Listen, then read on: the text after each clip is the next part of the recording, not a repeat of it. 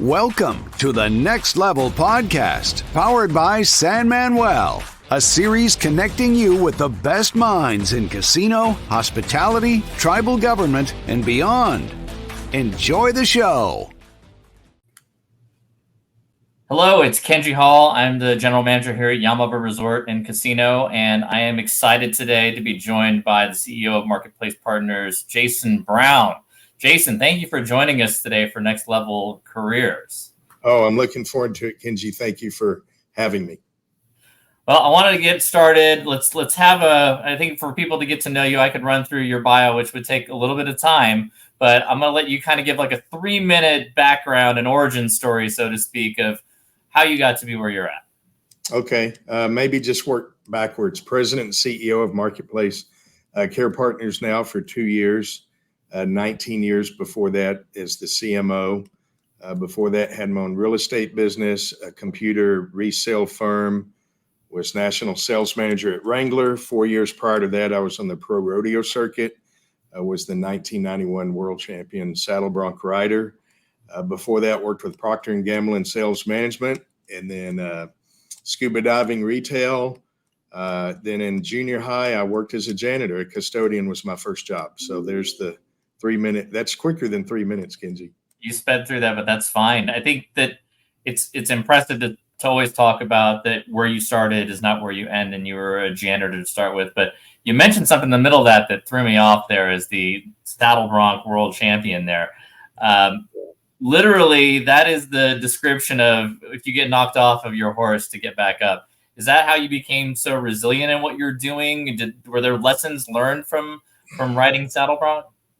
Yeah, I think so. Anybody that's been in sports at a high level, you can apply that to leadership and on into the business world. We see so many top athletes that are successful business leaders later. I think really before that, though, it was more of a hard work ethic taught by my parents in those first jobs, to show up at work with a good attitude and work hard and be open and to move. And then along that path of so-called paid jobs and businesses I started in, things was always a lot of volunteering and community service and helping people. So giving back as well. So it's kind of a parallel track there. But yeah, in rodeo, we weren't paid to compete. So we only got to eat and go to the next rodeo if we won money. So that means if we were hurt, we still rode hurt to win money. Otherwise you just kind of went home. So yeah, getting knocked off the horse and getting back on, especially as I was learning, I think it took 60 or 70 times before I even made the 8 seconds. But I just wanted to do it so bad that some pros and champions came around me, and I was a city kid. I didn't grow up on a ranch or with horses. And they just saw my drive and my heart and my want to, and so they decided to help me. And that, led to where it did. But that also taught me, and they told me, Jason, you're only going to be as good as the people you travel with and ride with. And so I've kept that in the back of my mind as I've joined places to work or built my own teams. You've literally just blown my mind, because now I've got like 90 questions after that I want to talk through. But right. You talk about getting on the horse, you got to get on a different horse, and that hard work and how that all pays off. You rode a lot of horses in my head there when you went through your career trajectory there. And I think you mentioned some things along the way that normally people wouldn't see as the trajectory from janitor to CEO. Your path isn't a straight line. Can you talk and expand upon, how you were able to get that way? And is it just hard work, or were there other things that you learned during the path?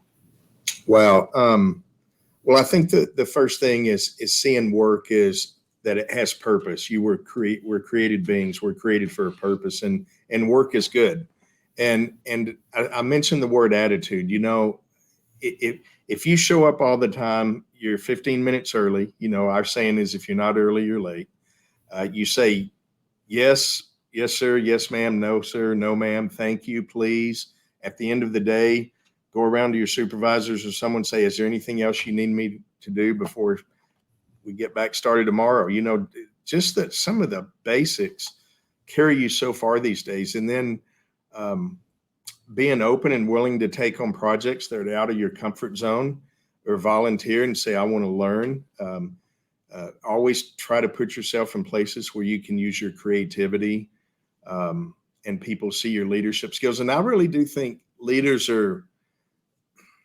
there's always the thing, are they born or made? Everybody is a leader at some point right now. At any point in your life, you're a leader of your family, at your job, of your team, or whatever. But I think you can develop good leadership skills. And really, that's just people skills. And that's coming from kind of my heart that leads to how I got into what we do is, do you care about people? They have a story. And do I generally want to help them? Because the law of the harvest, you want to help other people and they'll wind up helping you, but you don't do it in a transactional way. But hard work, respecting your peers, respecting your elders, knowing when there is a hierarchy and people do have experience, which you can't learn in a book. You just have to go through it. But probably the hardest thing I've had to learn, being a great sales and marketing person or in that arena for 40 years, it was easy to lead a sales team. But then transitioning to a leadership team where you're over staff and accounting and finance and HR and IT and field leadership, and there's HR and, different people problems that come up that you used to may not have dealt with before, but to really listen and understand and always know there's two sides of the story. And here was the other hardest part, Kenji, is it's not me, but our positions and title carry more weight than you think. And people watch everything you do and they watch everything you say. So when I was number 2 in command at companies, or I was just in sales and marketing, I had a lot of freedom just to say what was on my mind or talk or whiteboard. And I've learned you can't do that all the time. So I've got holes in my tongue. I bite my tongue a lot and try to listen more than react so quickly. So, but yeah, your career path, if you look back, it's probably more like climbing a lattice board in a garden, not steps in a ladder in a direct proportion. But you may have to go 2 steps sideways. You may even have to go a step back to get over to somewhere that'll propel you 4 steps forward. So that comes from, you may think, oh, I got bucked off and I got to get back on the horse. But before you jump back on, look back over that learning experience and understand why, what were the circumstances, what could I have controlled and what were the uncontrollables, and focus on what you can control and grow from those mistakes. Mistakes, I think both of us would agree, the hardships and the mistakes are probably what got us farther along than a lot of the wins and the easy times. 100%. You've touched on a lot of questions that I want to go to. And the first thing that you mentioned was you were telling, as your younger self is there anything I can do now that my shift's over? Is there something I want to do? Mm-hmm. The importance of wanting to learn is how leaders grow, I believe there. And the importance of that, I think, is not to be discounted. But when you went to the CEO role, I think it's also important that you, as a leader, need to ask to understand and can't be afraid and need to understand that you don't know everything, and you need to ask those questions that maybe others think you should know. How important is that to your growth as a CEO? Well, I would categorize that as being transparent in a lot of ways, both personally and also in the business functions and roles. I mean, people know people, and you can't fool people for very long. So it's better to be honest and say, I really don't understand this works. Can you help me understand? And then, well, what are your ideas to make it better? And include people in the whole process. Nobody wants to work for a top-down controlled command leader, especially in this day and time, because the challenges are all new. There's very few things that are just process over and we do them the same ways we did 5 years ago. So relying on the differences and uniqueness of your team. But to be able to do that, you really got to listen. And people always say you got to listen twice as more as you speak. I say you got to ask 3 times as many questions before you give an answer. So learning to ask questions is probably the biggest thing that's gotten me the farthest lately. And I think that you've also mentioned, as a leader now, your voice is different as well. That when you say things on, the knee-jerk reaction can't happen nearly as much. And I think oftentimes leaders also feel like that transparency is weakness, when in essence it can be a strength in the way you just talked about it. Yeah, absolutely. And people know and they appreciate vulnerability, especially in crisis times or stuff. And, I don't have all the answers, but I know as a team, we can come up with a better answer than I could on my own. And likewise, if you have a problem or a challenge, bring it to me and maybe I have some other resources or I can help you as well. So that transparency, open communication, asking questions. But there's also, guardrails. I mean, not everybody can just run in my office every minute. We have so much going on. And I always say, every issue is not a problem. Every problem is not a crisis. Every crisis does not demand a response, and responses don't have to come right now. Now, depending on what side of that equation you are, it looks different. But to put things in perspective before taking actions or even forming an opinion or judgment of people. We hear the thing, don't listen to give an answer, but listen to understand. And I think we all can continually work on that better and better as we grow as leaders. I think taking that pause sometimes is really important as well, where people, again, I'm guilty of this too, where sometimes I don't want to live in silence, but I need to take a moment to absorb what's been said. Even when you're talking just now, and you're talking about the lattice board and how you worked your way around, I had to take a moment to remember how I wanted to verse this question, but I needed to listen to the whole answer before I got there, which the question kind of is, you took this lattice board that went in a lot of different directions to get up. Did you know what that last thing was? Did you have that as a goal in mind, or did it just kind of happen organically? Yeah, that's a great question. And a lot of people, I think, typically put that endpoint and then they work backwards to try to engineer that, right? That's our typical way of processing things. So let me jump back to the athletic world and the saddle bronc riding world. I didn't say I want to be a world champion. I had some markers I wanted to do, but here's what I said to myself. I want to be the best spurring bronc rider possible. And if I can do that, then it doesn't matter what horse I draw or what rodeo I'm at, or if the judges are good or bad. If I keep doing what I have control over and get to that expert tip-top level, in the long run, the chips will fall where they may, right? People don't see the back end of sports. They see the 2-hour baseball game or the basketball game, like the girl that just broke the NCAA scoring record. Did you see the deal about how much she works out in a little gym and does shots all day long? Most people might do that 2 hours a week. She does it 2 hours every morning. So, so I really didn't aspire to be president or CEO. I wanted to help grow our organization. I love creativity, marketing, sales, our sales team. I always was in strategy roles or positions where I could influence leadership and departments because I had a bigger vision. But yeah, I would say you really don't. People say, oh, I want to be CHRO or I want to be CEO.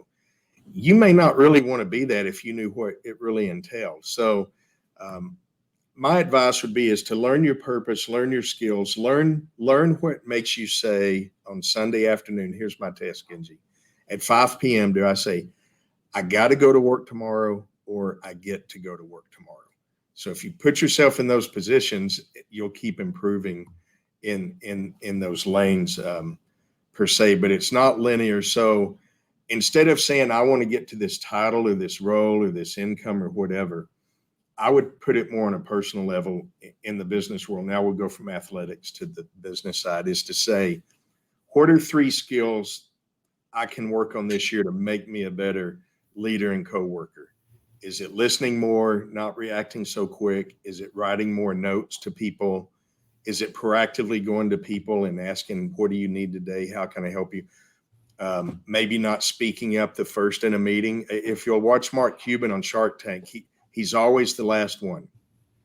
And so if you'll pick out more of those things, those personal skills and leadership lessons and things, and work on those, I think you'll get to those spots that you probably didn't even think you could probably get to. And I also think finding what that goal is sometimes is the hard part, because you don't know what it exactly entails or how if you even want the job that you think that you may have wanted. I think that if you look at what makes me passionate about what I do, and that's similar to what you talk about, is I get to go to work. I've always believed that if you can find a role that you can be passionate about, it's going to give you all the best chances to succeed to whatever you want to do. And maybe it is, I'm really good at this. And maybe that's all you want to be, is great at that. And there is nothing wrong with that. Right. But it could lead to something else as well. Yeah. And I think you've probably seen this there at the hotel and casino and others, people that are in that rhythm of life and they enjoy life, and they attract people, and people say, man, you're doing this role now and there's nothing wrong with that. But boy, we need somebody with your attitude and skill set and people skills in this role in our new company. And, you couldn't have planned that out, right? But yeah, you're just in the stream and doing the best you can do with the right attitude. And, some people call that luck. I call that creating your own opportunities and being out there. So there's also a knowledge base that you gain when you go across the lattice board too, that when you go directly up one path, then you are stuck to what you know and you don't get put into an uncomfortable area. I think that when I look at you and going from, again, athletics to business and going into a role that you haven't practiced on, you're getting new into it and you're uncomfortable, that's okay, because that's part of the challenge too. And part of the growth comes from when you are uncomfortable. Yeah, that's true. And, as I look back, here was one thing. I volunteered and was on a lot of boards. But, as you get to be the CEO level, you're not the top dog. You're accountable to a board of directors. So because I was on the board side and understood how boards functioned, and which were good board members and bad, and which were good leaders and CEOs we were working with, it gave me another perception of how to ask the right questions, how to listen, how to understand to stay on task. So the more you can experience, no matter what position you're at, if you'll broaden yourself out to peers and other areas of the organization, you're just preparing yourself for an easier next step up, because you understand, like, oh, we can't just every 2 months come up with a new initiative and operations and IT punch a button and it works, right? You just wind up frustrating people, and they say, he's not a good leader because he doesn't understand this. He doesn't listen, right? And then, so you talked about all these community activities and the boards that you were on as you were working your way through that. Is that what pushed you into the current job field that you're in now? Is you found something that matched with your own personal values? Yeah, I think probably 22 years ago, coming to Marketplace was a culmination of my faith beliefs and my care for people with my prior business acumen. So it was a perfect blending of helping people in the business world, employees, and being able to just see the rewards of that and the impact we have. But then how do you package and market? So all of my prior skills of marketing and putting together a sales team, came into play at the perfect thing to put this intangible service of care. And how do you market that to corporate America? So it was a challenge at first, but it's just kind of neat when you look back and see how all those different things are part of the different colors that work together for just a time as this. And for those who don't know what Marketplace Care Partners do, can you run us through just a little narrative so they understand when I talk about you and community and creating a better place and a better, it's not about work, it's about the human being. Can you kind of walk through just so they get a little background over, when I talk about these things, I want them to understand the context of what it's in. Sure. Well, Marketplace, because obviously we're in the marketplace and care, employee care. We understand employee assistance, but care is to a whole nother level. And then our model was based on the military model. And some people may know the term from hospital or military or sports team or the U.S. Congress kind of chaplaincy. which is basically frontline care. It's triage. It's not long-term counseling. It's not brain surgery. It's helping people that are knocked down. Life's got them in a tizzy. There's a crisis, or after COVID, I've been isolated and things are just not right. And I need to process and talk to somebody about what's going on. And we all know human beings are holistic. There's biological, anatomical, physiological, emotional, neurological, and even spiritual. We're all these well-beings human beings that need wellness and wholeness and care to function at normal levels. So just being able to come alongside people and be a confidential listening ear, be someone that they can trust, that they won't judge them or judge their lifestyle or conduct, that they're not going to report to HR. It's something they don't want to tell their family or their pastor, priest, rabbi, or imam or monk. They just have nowhere to go with this issue that's right here clouding their daily life. And that's where a care partner, that's the beauty of what we do. We're not connected and it's confidential, and you can just say, blah, here's what I'm dealing with. Number one, just listen to me. Don't tell me what to do. Just listen is the number one thing. But then to say, I empathize with you. I understand. And so let's, what would you like me to do? Let's work through this. And I can probably help, but if not, I can connect you to some resources and help get you back on track. So that's really cool to see the back end of those stories that come about. But to do that, we have 2,200 of them across North America going into 6,000 locations, just like the great Yamava Hotel and Casino. So, but to do that takes a big business discipline and acumen and systems and et cetera to the back end machine to do that. So just like in sports, it took traveling 10 hours every night, not having showers, not eating, traveling with 10 guys in a smelly truck and get out to do it for 8 seconds. And people go, oh, wow, that's so much fun. Well, no, there's a lot more to it. But yeah, so that's what we get to do every day is help companies like yours because, excuse me, we know employees that come to work with a good attitude can't solve all the problems, but they have some coping skills to get through the day. And especially y'all are really in the hospitality industry. And if your employees are not in a good spot, they're not going to project what you guys want to or what your customers need and what they expect when they come into the location. Yeah, and in full disclosure, we started our partnership with you guys just pre-COVID. We just started, we just signed our deal, and I love that our tribe was, that was something that they very much care about is how our team members are treated, and so coming on during COVID was great and difficult at the same time because we didn't have enough time to really get all of the partners in and kind of immersed within our organization just yet. But the importance of having them there post-COVID and through that whole process was so important. Even I use them as well. I have a partner that I speak to on occasion when I have some things that I need to work out. So I do appreciate the confidentiality of what we talk about because I know personally my stuff doesn't get back to others in our organization. And I know it helps. And I think that there have been some incredible success stories of that you guys have done, and that I know that we're in a better place, and that in some cases, whether it's here or in other places around the country, there are people that are alive today that wouldn't be because of mental health issues that they were at because they had a person to talk to. I think that's got to be gratifying for what you guys do. And every time you hear that story, it's got to be amazing. Yeah, it is. I mean, just along that front, we know of last year, we prevented 350 suicides, but there was probably countless others. And thinking of COVID, so let me go back to this of bucking off the horse or going through hardships and coming back. During those times, you can either get bitter or get better. Okay.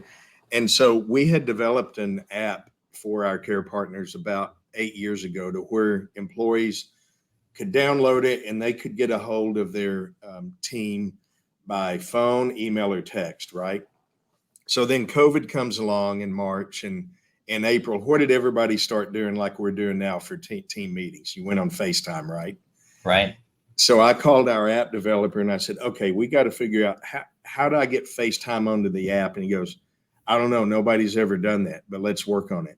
So we sketched it all out and he found a gaming software that he was able to integrate. So now, because of COVID, we were able to add video chat. So now 24 hours a day, employees can get a hold of their care team member and care partner by email, text, phone, or video chat. So just having that quick access to, hey, I've got a lifeboat going alongside me as I'm going through this ocean, right? And I can grab hold of some help or just know somebody's there with me. So, during hard times, it's all about the attitude and to learn from them. So I think that it was such a huge advancement on the caregiving side for you guys to be able to do that. And granted, calling, texting, all of that was always available. Emailing, like all of that is great because it meets the team member where they are. Mhm. And that's a huge advancement that you guys have had since you've been in this industry for quite some time now. What other major changes have you seen in the space from when you first started? Yeah, today's workforce, very not only diverse, but when we walk into companies, our care team members are exposed to really 5 different generations, from Gen Z all the way up, right? Different communication styles, a lot of diversity, but we always had a lot of bilingual care partners, but now we speak 36 different languages because there's whole groups of employees that are coming into work that are not even bilingual. They know no English. So to have a qualified and to be able to train a good care team member to reach that group and do what we do as a service has probably been our biggest challenge. But Lord's been good in providing good people with a big heart that care about people that have left their homeland, maybe left their family, and they're just here to make a better life. And they got hired on at a production facility or processing or a hotel, hospitality or whatever. And they've got somebody there that cares about them. And that makes all the difference in the world. And so I'm going to transition to what you guys do for business to what you do in your business. And I think that when Okay. you have that care aspect of, your job is to care for others, but also, and within your business, I think it's important to care for your team. How do you translate that into leadership for any organization, so to speak? Why is that care part so important that team members know that you as a leader care about them? Yeah. Interesting you say that because just 2 years ago, we created our own Office of the Chaplains. So we actually have 2 male and 1 female care partner chaplain for our own National Care Center, our executive suite, as well as our 48 leaders out in the field. And then, we need to care for all of our people because they get dumped on with a lot of life's problems of other people. And we still get sick and have questions and get knocked down, and you got to have somebody. So we started practicing what we preached, more per se. And I think as leaders, people come to or stay or leave their job. It's not money or benefits. I think those are number 5 or 6. You and your HR team know those latest stats, but number 1 is my relationship with my direct supervisor. So if I'm a supervisor or leader or shift manager or whatever, do I have good relationships with my people? Do they trust me? Do they know I have their best interest in heart? And number 2 is, do I feel cared for as an individual by the organization? And I think having our service is a tangible way you guys are saying, hey, we really do care about our people. We put our money where our mouth is. Yeah, we care about you as leaders and managers and supervisors, but there's only so much we can do. So just like we contract out other services, we have some professionals that are going to come in and help us do this part, caring for you and your family. So people want to go to a place they feel safe and valued and cared for. And I think the companies that do that better than others are the ones that win in the long run. And it opens up creativity. It opens up teamwork, more communication. It's that soft and tangible stuff that's hard to pin down, but the places where it's working, and it's pretty easy to spot the places where it's a toxic environment. Yeah, I think that being comfortable where you're at allows for the best possibility of growth and development. Because if you're not comfortable with where you're at, you can't get your mind right. It doesn't allow you to grow and get better and develop. That's right. I think Canfield, or one of them, I think the human brain, our minds, we can compartmentalize only about 7 things, and then we kind of get full. And so the more distractions and white noise you can either deal with or have a coping mechanism or whatever allows you to be more focused at work and get into the flow of why you're at work that day, and helping other people, and being hospitable, et cetera. So you talked a little bit earlier. I'm going to segue backwards a little bit, but we talked a little bit earlier about your parents being your early influencers, as you know, to push you to drive, to work hard, and to be the best you can be there. What other influencers or influential people do you have that have been helping you guide you to where you wanted to be? Yeah, there's several. The founder of Marketplace, who's going to be buried next week in Arlington National Cemetery with full military honors, Gil, early on saw a lot of drive and heart. Some of the champions in the rodeo circuit that saw the try that I kept wanting to get back on. I wanted to learn. I wanted to do better. People in business that you have to give people permission to speak into your life and to help you.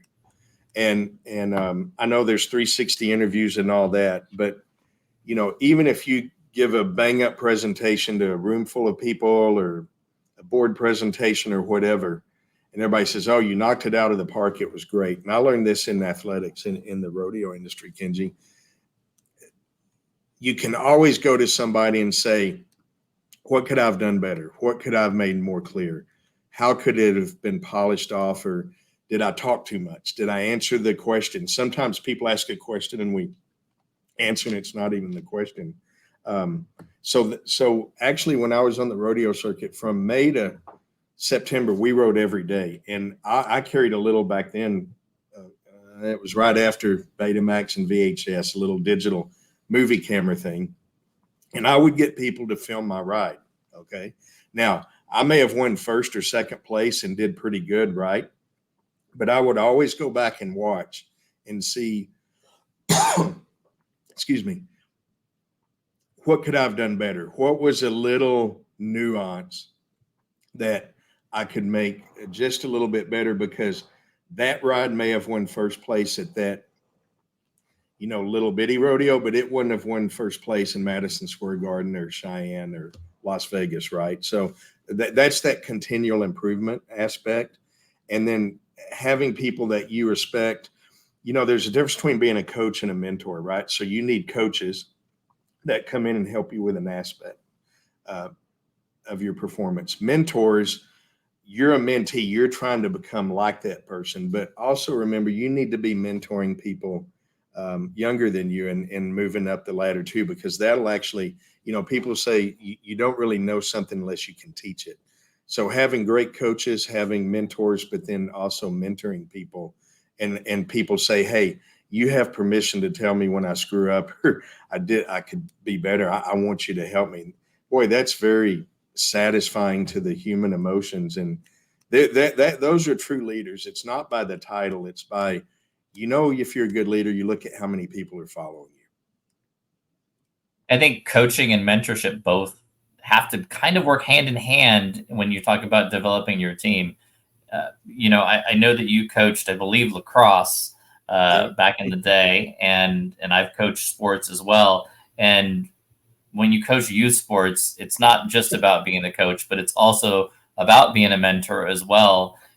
And I think it's a great lesson when you coach kids is you need to learn how to get the most out of them without breaking them down. You need to build them up and help them grow and be good at what they're doing. Does that translate well into the business world for you? Oh, absolutely. And you know this, every person on that team responds to different stimuli: positive reinforcement, negative. What's their currency? What makes them tick? It's not manipulation, but it's just, I'm learning to speak your language and communicate with you. And then to help, they may not even know what they want to do, but to help them say, hey, what do you want to improve this year on this soccer season? Well, I'd like to have more assists. I think I take too many shots, or whatever it is. But you have to coach and mentor each individual individually. You can't project and group everybody together. So that's the same on a sales team. I've managed a lot of sales teams over the years, and it's the same in leadership, even with the C-level team or VPs or EVPs. They all have their style. But that comes back to the leader's main job is to define reality, to communicate the vision and the mission, and stay on mission, no mission drift, and to provide hope. At the end of the day, if you're doing that, you set that North Star, and you communicate that all the time. Where you can see back here on my whiteboard, I printed up about 8 copies of a new vision statement we had. Now we've had the same mission statement, but our next vision, I printed those up and I stuck them around the ice machine and all over, just to people to remind. We get so much in the weeds. Hey, what are we doing? Why are we doing this? Right. And boy, that's so powerful, is to lift, because everybody gets in muck and in the weeds, and programs or new projects or implementations go bad. And it's not, come on, do better, you just got to try harder. No, it's elevating the gun sights and reminding people of where we're going as a team and why you're here. And yeah, I didn't give you the right resources to really do that, or we didn't think through the plan well enough. So let's either scrap it, or let's go back and replan and get the right resources, get the right people, and then let's execute it different this next time. And it's so true in businesses to, here's what the vision is, but it's also important when you talked about it with relation to coaching, is we need to teach you why. Let me give you the why we're doing what we're doing to get to that spot. Here's where we want to go within the vision, but this is why we're doing it. And that's why I think coaching is a big thing. And you mentioned something within coaching about how every person's different. And when you're leading your teams, it's that way too. I think marketing in general is that way too. So when you transition, it's funny that you can actually take something like coaching kids into, how do I market better to people who are going to be consumers for me? Because right. Every consumer is also different, and understanding how to deal with different segmentations and how you go there. Mm-hmm. I think that was just such a natural turn probably for you, is to go from competing in sports and coaching and mentorship into marketing, where people don't necessarily make the connection that there is a connection between the two. Yeah, and marketing's different than sales, and sales is different than sales management. But I would contend that everybody's in sales and marketing, from what you wear every day, even if you're in IT, how you put together a proposal. Everybody needs fundamental marketing. And I think some of the best leaders that understand that, IBM, they brought all their CEOs out of the sales department. I think the CEO needs to be forward thinking, and how do we clean up the system, clean up our messaging? How do we focus and go direct after this new target and goal? And then hire the experts around in IT and management and systems and HR to execute that. You're only as good as the people right there on your cabinet and around your table. One other little thing from coaching and the vision and mission, and those may be far off and may be lofty, but people want to see little wins. So you always got to break it down to strategy, which is goals. So here's our strategy. Here's our 3 big goals this year, but then even go farther. Here's our objectives. Here's our quarterly objectives. Here's our monthly objectives.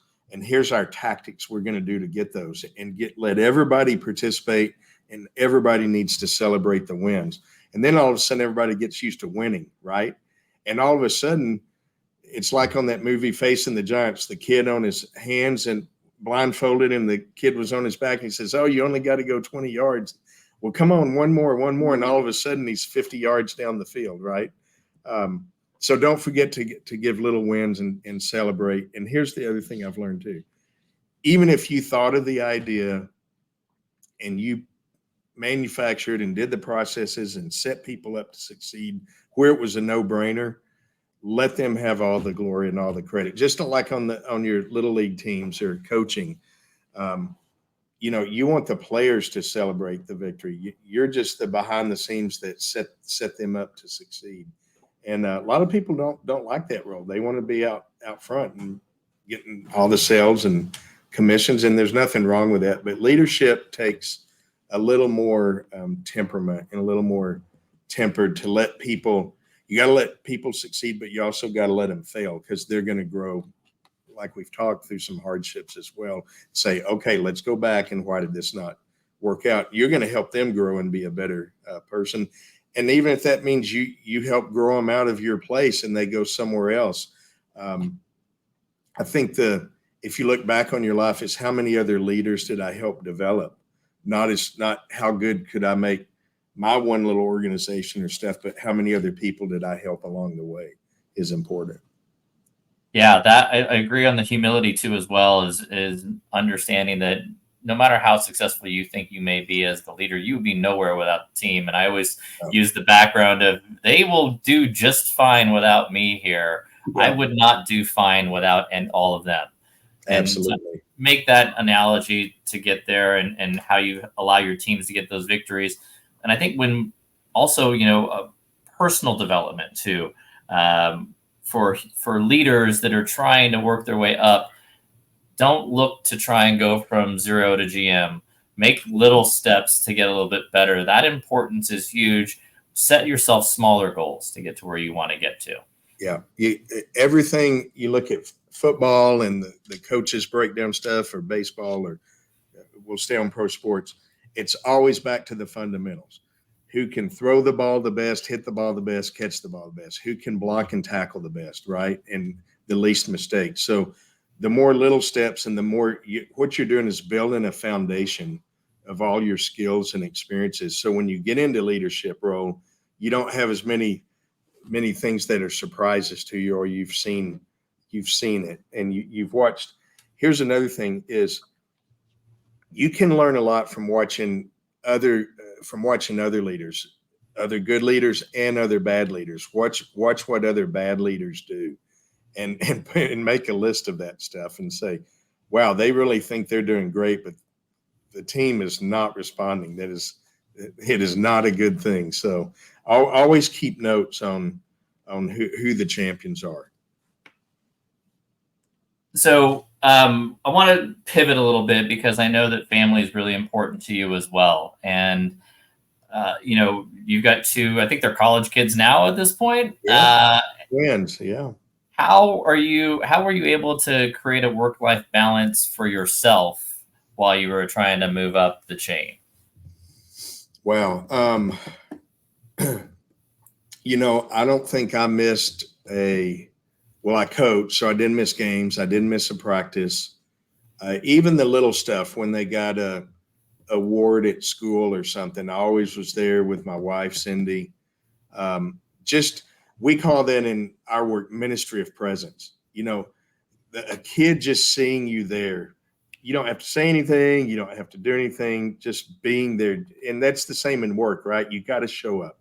Showing up is 90% of it. You got to show up. But again, it goes back to priorities. And there'll always be that project or other problems tomorrow at work, but you won't always have the kids around, or your elderly parents that you're caring for. One day they're going to be gone, or you may be gone. So you've just got to constantly be reprioritizing.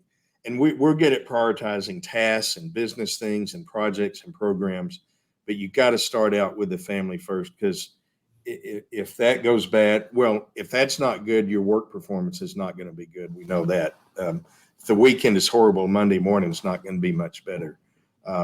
So you just got to make time. So, if you look at a person's calendar, their Outlook calendar, you look at their bank account or different things, you can see what their priorities are. But there's always another job. There's always not another family. It's a great commentary. And I know if there's any particular work that makes it tough on families, I think yours is one, because they're 24 hours on call. Yeah.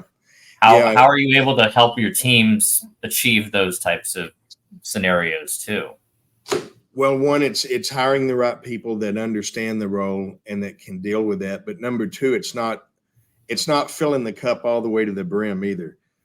We want to assign them a full assignment. You've got to help people build margin in their lives. Because so many people won't do it, especially with the smartphones and everything these days. They'll just work themselves to the bone, especially if you're in a ministry or nonprofit and you're helping people.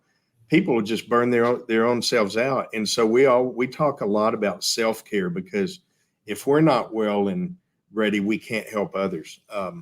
So I think a lot of times you have to build in margin and not assign people to the brink, and give them some margin as well. Because there's so many people that want to do a great job, or they're striving to get to the next level. They don't take care of themselves, All right, a couple quick hitting questions, really quick ones. You ready? Favorite quote? You're only as good as the people you surround yourself with. Love that. Favorite book? My Utmost for His Highest by Oswald Chambers. Wow, it's a great book there. That's your favorite song? I'm not a big music guy. I'm horrible at singing. So I'm not going to have you sing it for sure. Okay. Oh, man. The Star Spangled Banner, or probably the Star Spangled Banner. I tear up every time the flag comes out, because at a rodeo, they always had the flag at the first and the Star Spangled Banner. Lee Greenwood doing, from the lakes of Minnesota. And you just think American, about Lee Greenwood for sure. Yes. Yeah. Your source of inspiration? Well, that's my Lord God, because I believe He created me for a purpose, and He's got a plan better than I could do.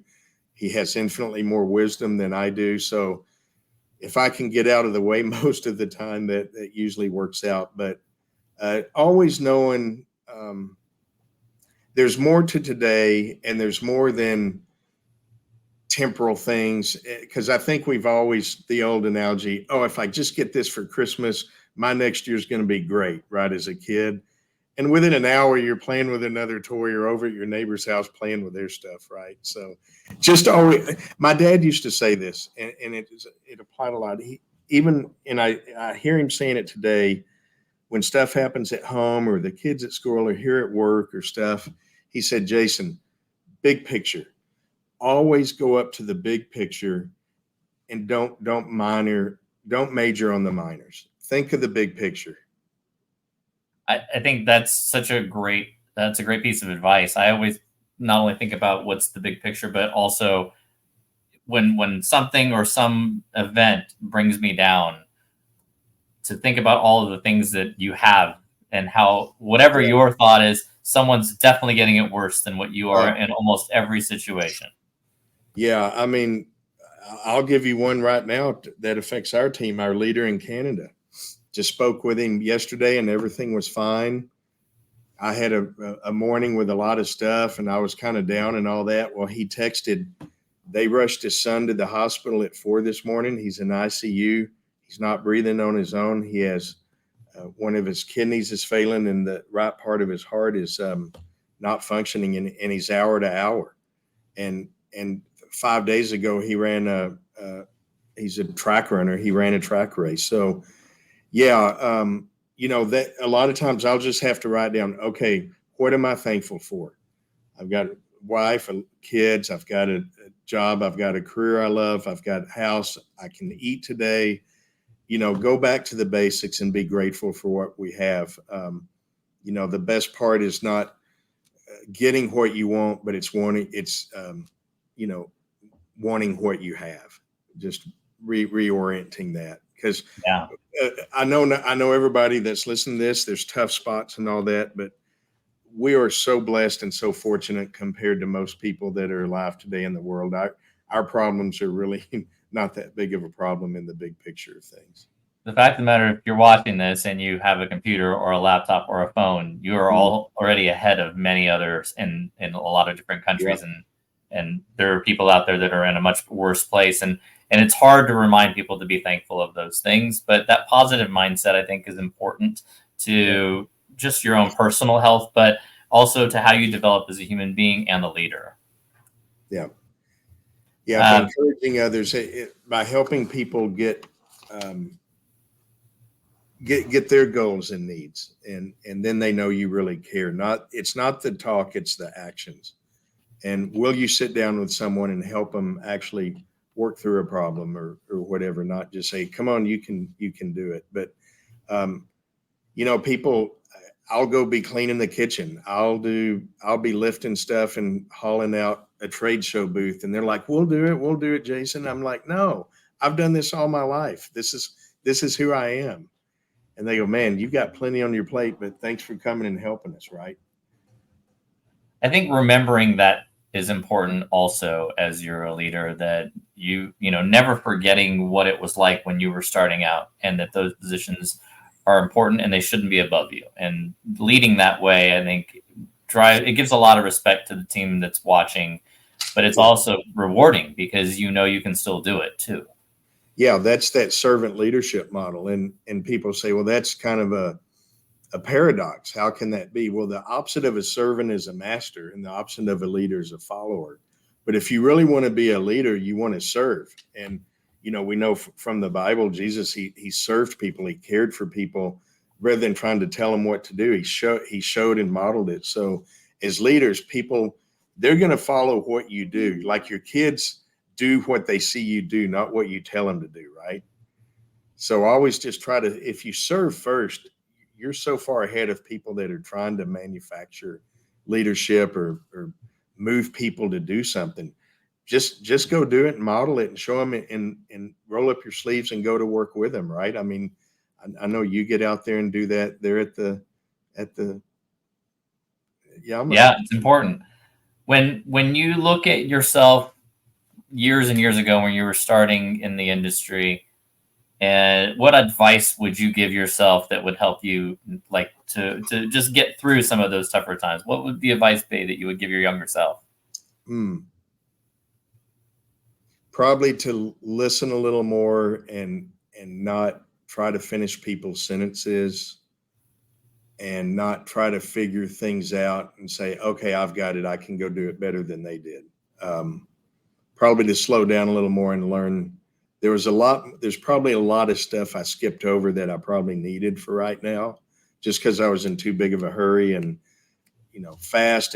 But I was very driven. I was very confident, can make things happen, can motivate, like getting on the horses after all those times, I just knew I could do it. And so I just tore into every new job or everything with 100%, we're going to win. We're going to get this. We're going to make it work. And yeah, you can power your way through stuff. You just got to be careful that you don't power through people and leave them in their wake. But also you can go so fast over something you really didn't absorb it and learn all that you could have during that leg of your race. That patience is important, I think, especially coming from an athletic background and playing in sports competitively, that your drive is a little bit different than others. And that you need to recognize that not everyone's going to be looking to go at that pace, and that you need to, again, meet people where they are. Right. And help them be more focused and remove obstacles, remove constraints, help open their pathway a little wider, give them some lift and some updraft. If you run so far ahead, you've left the draft and they're facing all the headwinds on their own. They'd rather you be behind them, cheering them on and helping them get rid of their obstacles and problems and making their job easier. And then if you're doing that with your whole leadership team or whoever you're working with, it's that movement. The whole team will be way farther ahead rather than 2 or 3 people farther ahead. Yeah, competitive racing, it's you go faster with a draft, and that's important. Yeah. So we usually close this out with 3 tips that you could give to take your career to the next level. What would your 3 tips be, Jason? Number one, find and surround yourself with other leaders that you respect and look up to, that you want to model yourself after. Go take them to coffee, ask them questions, learn from them. Be introspective. Don't be afraid to, and be transparent with your team. Laugh at yourself when you mess up. Don't be afraid to say, guys, I blew it. Be humble. Don't take the glory.